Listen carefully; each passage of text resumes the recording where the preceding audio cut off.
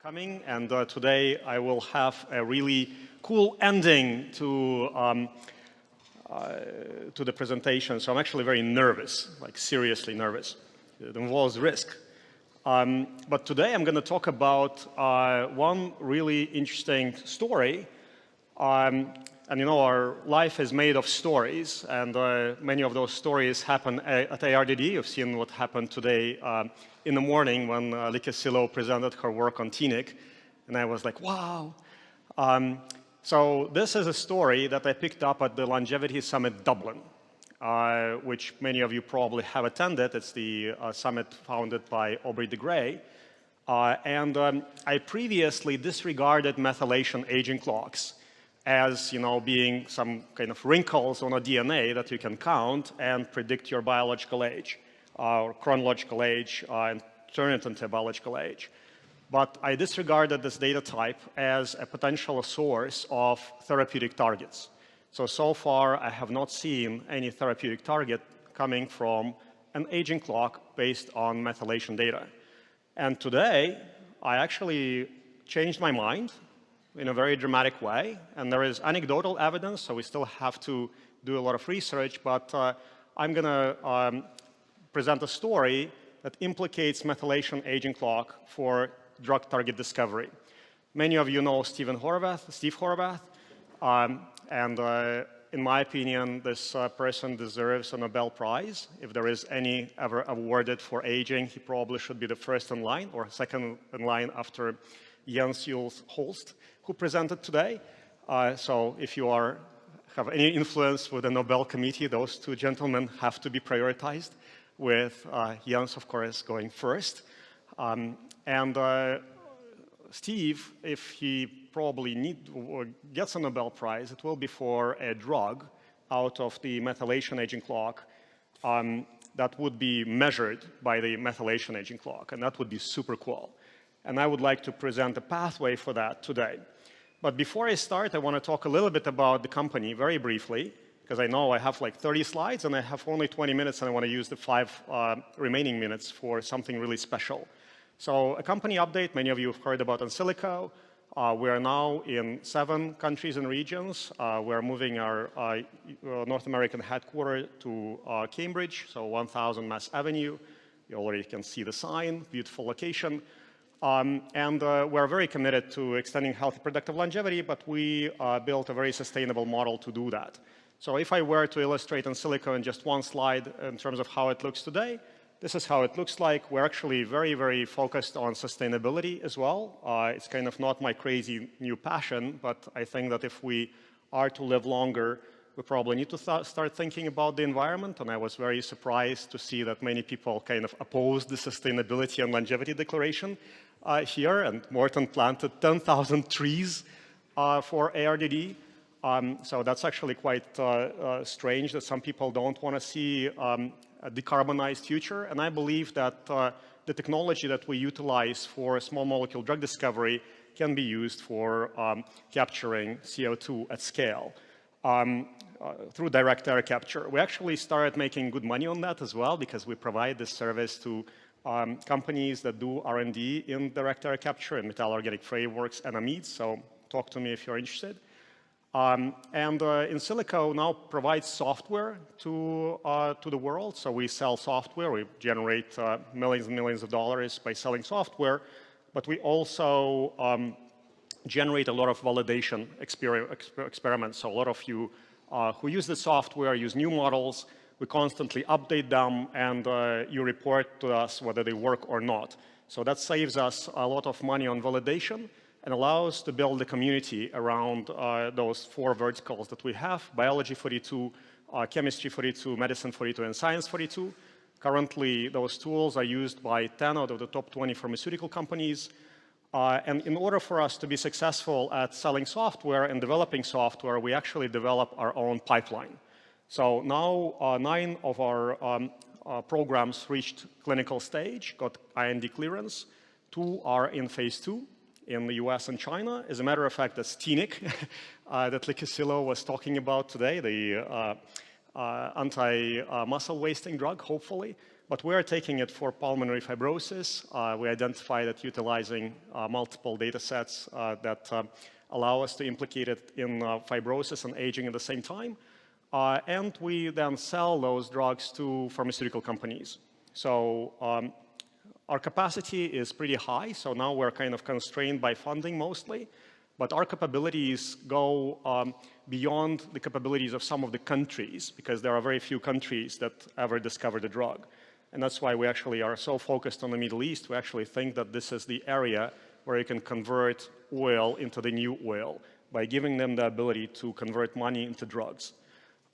We've nominated 18 preclinical candidates. Now actually it's kind of 19 before the announcement. We have nine programs that reach human clinical trials, and our average time to preclinical candidate is now approximately 13 months, depending on the target novelty. We also started doing reasonably well on revenue, so those are audited financials. In this year, we actually have substantial growth.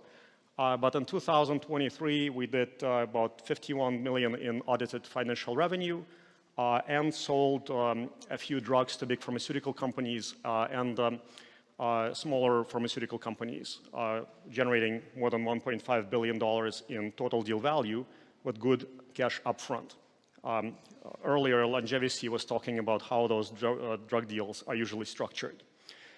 And now, kind of one of the biggest passions I've have are multimodal transformer and diffusion-based life models. So think of those as aging clocks, but they are also very capable and are able to do many, many different tasks. Many of you know the GRC conferences. If you ever miss one, if you get invited and you miss one, you're a sad person. You should never miss those. And one of the GRC conferences that I attended and got to present at was organized by Steve Horvath and Vadim Gladyshev on systems aging in May 2022. That was way before ChatGPT moment, right? GPT 3.5. And we invited you to the ARDD 2022. And at approximately this time, a model called Gato came out of DeepMind, and I was blown away. That was me at this conference. Of course, I knew what multimodal transformers could do, but this guys showed the first proof of concept where you can take multiple data types, train one model on many data types at the same time, and those models can also perform multiple tasks, like image annotation, understanding of videos, protein folding, text understanding. And at that meeting, I started talking to Vadim Gladyshev a lot. I have huge respect for Vadim. And presented this slide, right? So why don't we create a precious model, so kind of inspired by Lord of the Rings, so one clock to rule them all. But in addition to clocks, you would be able to do many, many other tasks with one model. So just like a human, you can predict other people's age by their face, by their smell, by the way they walk, by the way they talk, by voice. And you can also adjust your behavior accordingly. So just like the human brain, multimodal models are supposed to understand multiple different data types that they are trained on and some new ones that make them more practically applicable than aging clocks. So I think that the aging clock era is never going to be over, but many of those aging clocks will become multimodal and multi-species, multi-tissue, and multi-omics. And our first attempt at multi-omics transformers was PreciousGPT. It was a primitive model we built in 2022, right after the GRC conference, and published it in Aging. Then we published PreciousGPT just recently. It's a multimodal transformer and diffusion model that allows you to synthesize biological data with high quality and with using age as a generation condition. And now we put PreciousGPT on bioRxiv. It also is on Discord. It's an instructional model. And we put it also on Hugging Face. So if you are interested in learning more about those models, I just wanted to kind of put your attention a little bit on that. There is a poster on this, and there are a couple guys who are dedicated to this particular project. And we haven't submitted this paper to a high-profile journal yet. We're looking for more collaborators. It's open source, open access, so you can actually utilize this model yourself right now. It's actually it's downloading very well.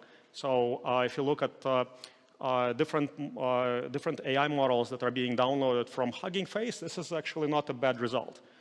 So people are using it. And please attend this lecture to learn more and get a deeper insight. And they are here. If you want to co-publish later on, it would be great to collaborate. So now switching to the core of my presentation. So can epigenetic clocks be used to identify therapeutic targets? Again, previously I thought that, and we built a few and published, but I thought that they were not exactly useful. You probably know one of my papers that came out this week, this year in Nature Biotechnology, showing how we discovered TNIC target implicated in different hallmarks of aging. Did chemistry ourselves, prediction of clinical trials, performed many, many different preclinical experiments, and then completed 2 human clinical trials. So currently it's in phase 2 in China and New Zealand, but there we nominated 3 preclinical candidates, released all the data so you can see it. And I was presenting this slide at Longevity Summit Dublin, so coming to the fun part of the presentation. And I was approached by 2 guys with kind of cat ears on their head. And at Aubrey's conferences, you can meet all kinds of people. And I thought, well, great. So they said, well, can we take a picture with you? I said, great, sure, let's do it. And they're saying, well, please attend our talk because, and I need audio on the next slide, because we're going to present your work from methylation aging clocks. And I'm saying, guys, I didn't do like any work in methylation aging clocks for target discovery before. So I cannot attend your lecture, I have to go. But send me a paper, right, and I'll have a look. But this is what they presented. It would be great to have audio if possible. I wonder if it's my problem here.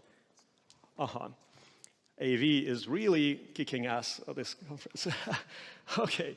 These have very interesting outcomes. So one thing we were very glad to see, again, from Aubrey's conference is this very known target, TNIC, that was previously hardly druggable. And Alex Zhavoronkov's Insilico medicine just presented at the conference about how they managed to drug this target. It's a very interesting target because, for example, just 3 days ago, the Horvath lab published a maximal species lifespan association study from DNA methylation data, and TNIC is a very strong coefficient in that data set. So yeah, when I saw that, I'm like, wow, it's kind of like Silo's presentation today. When her paper came out on TNIC-KO and implicated TNIC in muscle wasting and obesity, like I really got a lot to drink. Last year, it was like 3 years before ARDD, and we were reading the paper and drinking. I couldn't like run the first day because it was a celebratory moment, serendipity. So, but I didn't believe that, so I basically asked these guys to send me the papers. And the Horvath team, in collaboration with many, many scientists, published 3 very important papers, 2023, 2024. Many of you probably don't understand the gravity of those papers because those papers show that you can develop aging clocks using epigenetic data that work in multiple mammalian species and perform many, many different tasks. So you can predict maximal lifespan, you can predict different life trajectories, and you can predict age, biological age. Super cool work. But what we overlooked when we read those papers is we overlooked supplementary data. And that's what the cat longevity guys were talking about, right? And they're like pretty credible team. So, Oxford PhDs, postdocs, and when they started digging into this data, they started looking at potential hints for protein targets in multiple species, including cats, from epigenetic data. And once I saw that paper and their presentation, they sent me a part, I was blown away, and I immediately informed my team saying, guys, drop whatever you are doing. This is cool stuff. Let's go and look at those supplementary materials. Like on the way to the airport, I actually downloaded the supplementary figures and did the very basic statistical analysis. You can see it through, like, you can see it with naked eyes. And the supplementary materials contains the clues to most promising targets. So I was like, it's kind of eureka moment. So in Nature Aging, when this guy published the universal DNA methylation aging clock from mammalian tissues, breakthrough, right? So this is the kind of Nobel Prize moment. If you dig into the data, right? So it should have been published on Nature. I'm not sure why they did. Another great journal, but could have gotten a bigger audience. And in this paper, if you analyze the most important CPG sites within those clocks and link them to the targetable genes, those are the protein targets that you see: TEAD1, TNIC, CAT6B, FGFR2, and a few others. Those are like some of the top scoring genes. Bingo. So they're actually, some of them are in my pipeline. I'm like, wow, that's crazy. So, and it's very, very rare for, in drug discovery, to see multiple hints saying that, you found a target that is implicated in aging. Then the science paper, the DNA methylation networks underlying mammalian traits, huge paper, make sure you read it to your kids. And they are also some of the most important sites. The CPG sites using EWAS links maximal lifespan showed that some of the targets are implicated in our pipeline. And we're like, wow, and the TNIC is one of the hottest and highest scoring proteins that actually is targetable. Crazy, right? And then the DNA methylation networks underlying mammalian traits. This paper shows that methylation signatures of maximal lifespans also include targets from Insilico pipeline. And we found those targets using a completely different approach, using mostly expression and proteomics for disease and aging associated genes. And then this paper, also Science Advances, should have been Science, right? But I guess people like to have more kind of original data with new results published in Science, but I think this should have been like a higher journal even for that. And in this paper, which was on bioRxiv before for a while, and I completely ignored it, didn't look at the supplementary data. Again, the value is in supplementary. So in this paper, they looked at all of the mammalian species and looked at the maximum lifespan prediction, and multiple clocks showed that we can predict maximum lifespan in multiple species and tell a lot about multiple species using DNA methylation profiles. Again, Nobel-winning material, I think. And we've looked at the relative coefficients, the relative importance of the CPG sites linked to known targetable genes. Boom. And we see TNIC, KIF18A, CAT6B.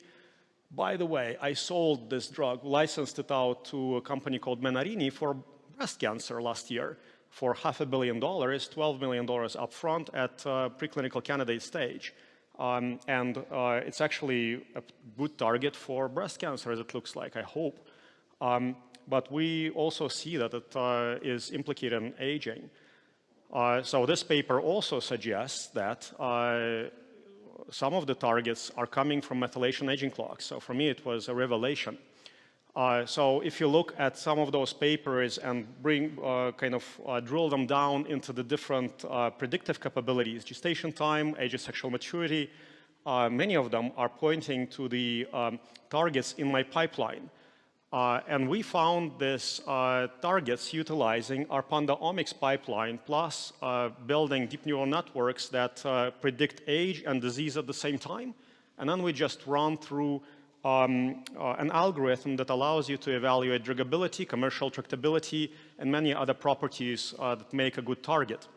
And we also didn't want to go after something that's dramatically undruggable. That's why we drugged TNIC, which is super cool.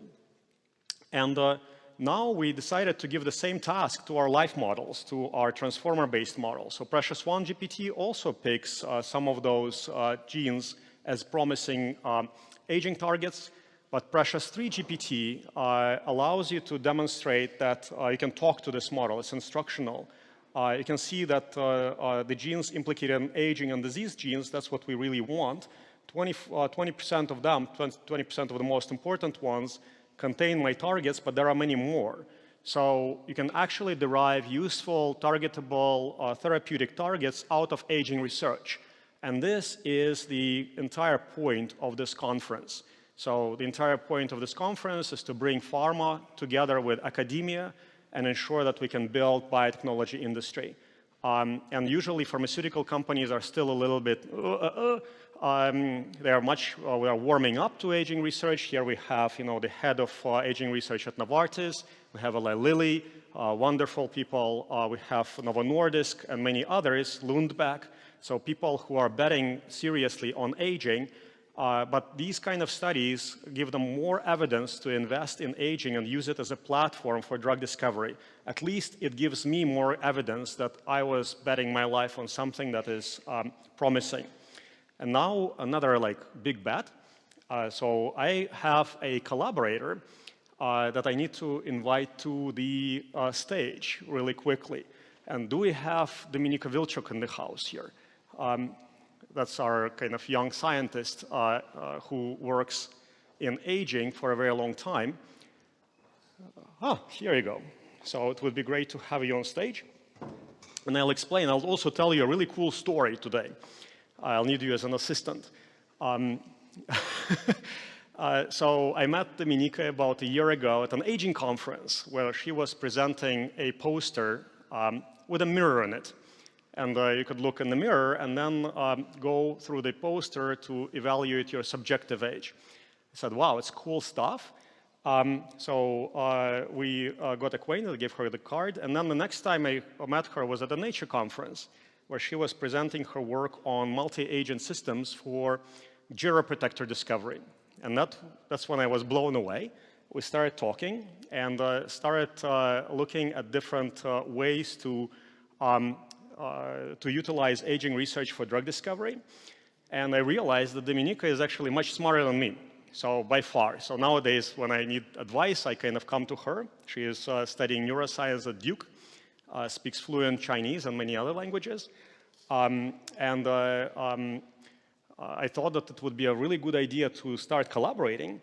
And today, I really want to kind of make a proposal and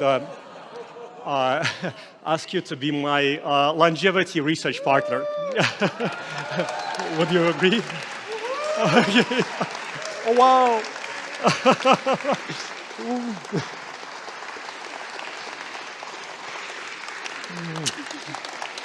So, yeah. Thank you.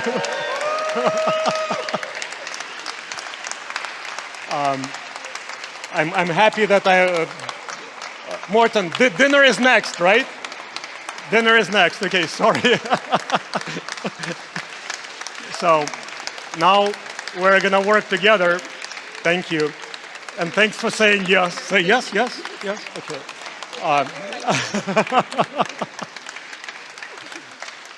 So next year, if you want to attend ARDD and do the same thing, I think we hope to set the trend. I don't like the word wife because it's an acronym I do not know how to describe. So it's going to be like research partner, RIPA. Yeah. So, yeah. Yeah. Thank you.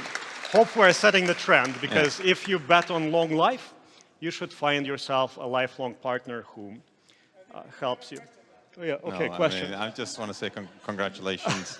And it's wonderful and only at ARDD. And obviously, you two are amazing people. So congratulations. Yeah.